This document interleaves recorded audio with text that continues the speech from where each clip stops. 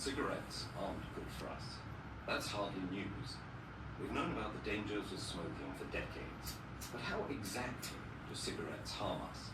Let's look at what happens as their ingredients make their way through our bodies and how we benefit physically when we finally give up smoking. With each inhalation, smoke brings its more than 5,000 chemical substances into contact with the body's tissues. From the start, tar, a black resinous material, begins to coat the teeth and gums, damaging tooth enamel and eventually causing decay. Over time, smoke also damages nerve endings in the nose, causing loss of smell. Inside the airways and lungs, smoke increases the likelihood of infections, as well as chronic diseases like bronchitis and emphysema. It does this by damaging the cilia, tiny hair-like structures whose job it is to keep the airways clean.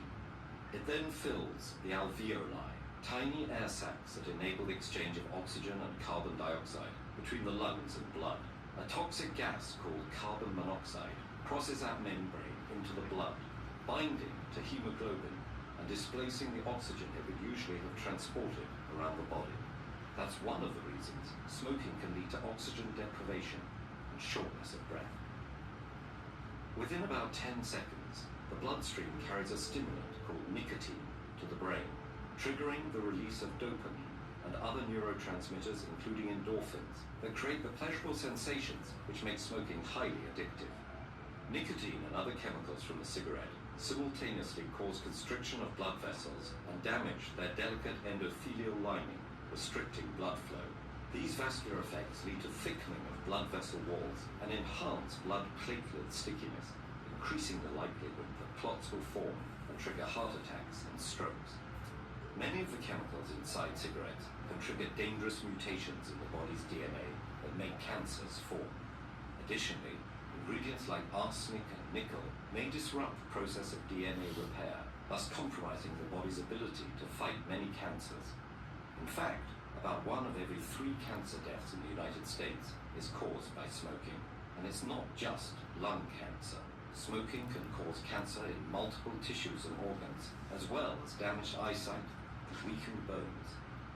It makes it harder for women to get pregnant, and in men, it can cause erectile dysfunction.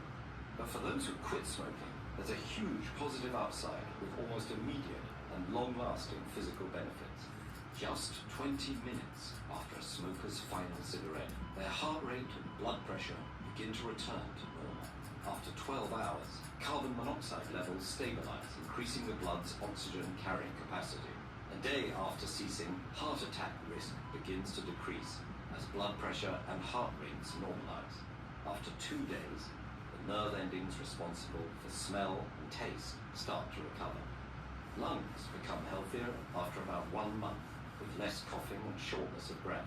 The delicate, hair-like cilia in the airways and lungs start recovering within weeks and are restored after 9 months, improving resistance to infection.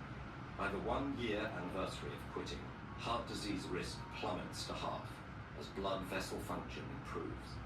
5 years in, the chance of a clot forming dramatically declines, and the risk of stroke continues to reduce. After 10 years, the chances of developing fatal lung cancer go down by 50%, probably because the body's ability to repair DNA is once again restored. 15 years in, the likelihood of developing coronary heart disease is essentially the same as that of a non-smoker. There's no point pretending this is all easy to achieve. Quitting can lead to anxiety and depression resulting from nicotine withdrawal. But fortunately, such effects are usually temporary, and quitting is getting easier thanks to a growing arsenal of tools. Nicotine replacement therapy through gum, skin patches, lozenges and sprays may help wean smokers off cigarettes. They work by stimulating nicotine receptors in the brain and thus preventing withdrawal symptoms without the addition of other harmful chemicals. Counseling and support groups, cognitive behavioral therapy, and moderate intensity exercise also help smokers stay cigarette-free. That's good news, since quitting puts you and your body on the path back to health. If you want to see more videos on building healthy habits, check out this playlist. And if you want to help support TED-Ed's non-profit mission, please consider making a small donation at patreon.com/TEDN.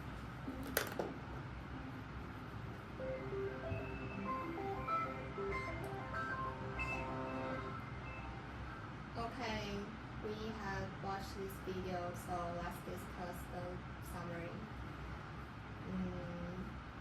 You can just write your things